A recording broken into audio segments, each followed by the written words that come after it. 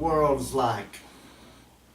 Little babies starved to death, babies that can't take a breath, born to mothers hooked on meth.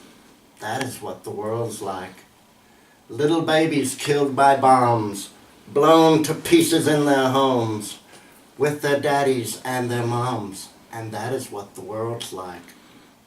A little baby in a pan, sliced and cut by will of man, struggling still to twitch a hand, and that is what the world's like.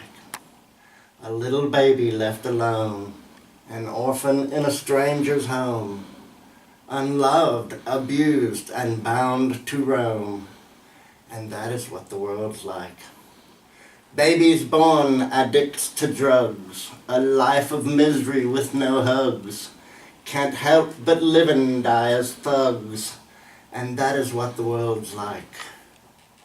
Children with bad food to eat, and with no shoes upon their feet, who sleep in hideouts on the street, and that is what the world's like.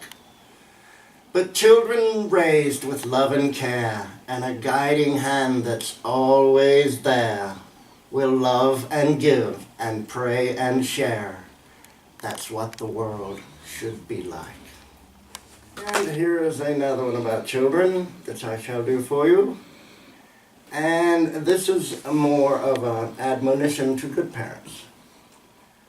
Children, hug your children every day. Make sure they know you care. For life is oh so tenuous, you might not long be there to tell them that you love them and hold them in your arms. For life is filled with peril and befraught with many harms. Never part from loved ones with angry words and pain, for cruel fate could well dictate you'll not see them again. So if long-standing arguments exist with kith and kin, do your best to heal the rift and let the fighting end. Don't cast your children from your home, for where else can they go but to the streets where predators await to bring them low. But hug them and forgive them and teach them how to be, for your children are your heritage and responsibility. So tell them that you love them and tuck them in at night. They'll not go wrong in later life if you have raised them right. Thank you. Thank you. And that's a much more happy one. And here's another one, and it's more of a social. I'll get to the spooky stuff later. And the name of this one is Charity. Charity. When trees are bare and leaves have fallen, days grow short and nights are long. Around the eaves wild winds are calling, with a mournful wailing song. Snow lies drifted o'er the meadow and shines by light of pallid moon. In the forest deepest shadow, flit and flicker in the gloom. Hunger stalks the frozen wasteland, death pursues down every path. Travelers must quickly hasten and shelter safe from winter's wrath. Wayfarers all who brave the danger and journey on a night so grim, depend for life upon what stranger warmth and shelter offer him. For on such nights when snow is deep and all good people safe asleep, hear strangers knocking at the door, your mercy bound to give succor. For none can know why strangers fare on such a night when storm winds blow. Perhaps an angel unaware was sent to test what's in your soul, and call you forth to seek the lost, who wandered blindly in the cold, and soon must perish in the frost, and thus be held against your soul. The obligation of the Christian is to offer charity and help at risk of life and limb the lost in peril and in need. For strangers faring in your land, befraught and lost to blizzard storm, must be offered helping hand and fed and clothed and be made warm. With no cost counted, charity is duty of all Christian born, For mercy is required of thee to strangers all who thus sojourn. But when at last the sojourn's ended, safe at last at hearth and home, with wassail hot and fire well tended, lift a toast to those who roam. Thank you, and thank you. And here is a bit of a more mystical one, which I'm sure you will enjoy, called Midwinter Song. December's moon, both cold and bright, swings high above in darkling sky, and shines on all with eldritch light, with portents that midwinter's nigh. Hail the solstice, one and all, a time of worship known of old, when gathered warm in festive hall, toast are made against the cold. Behold, midwinter time is now, when hearts are glad and friends draw near, and peace is writ on every brow, with voices lifted up in cheer. Midwinter's moon casts shadows dark, and snowfall blankets nascent life, that waits the call of nature's hark, to bring forth spring both green and rife. So burn the Yule log, hang the holly, let your hearts be light and jolly. Sing a merry solstice tune, and dance beneath midwinter's moon. And some of them are rather silly, and I shan't read them, but there are more, and they go like this. Daybreak.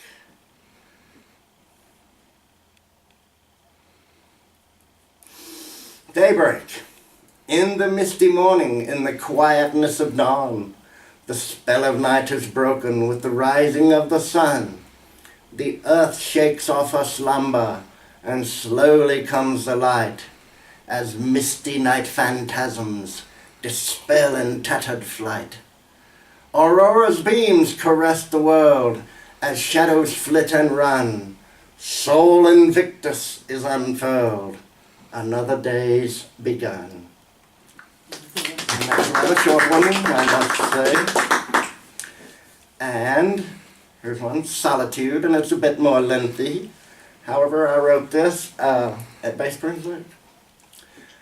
I'd rather spend my time alone in places no one else has gone, and rest in peaceful solitude, away from people gross and crude, where nature sings her gentle song, and there is neither right nor wrong, away from life's mad futile roar, on peaceful hidden quiet shore, is where I find sublimity, inspired by sweet serenity.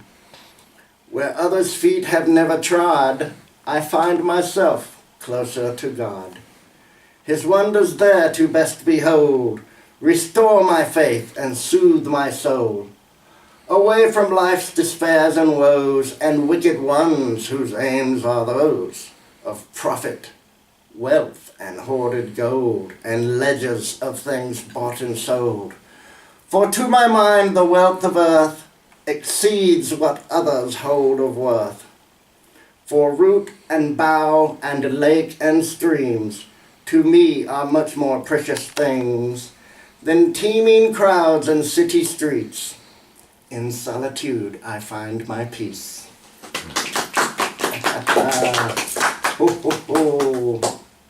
And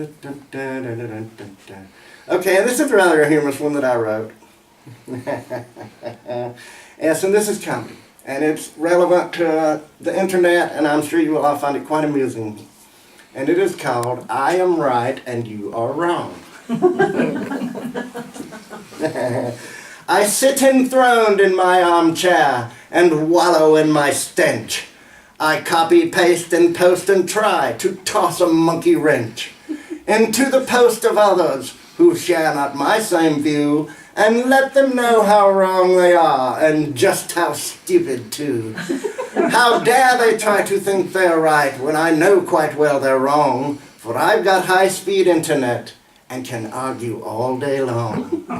They quote to me from books and such, ridiculous it seems, when I've got Wikipedia, and copied, pasted memes. Oh. I love that one. Okay, and here is a love poem that I wrote.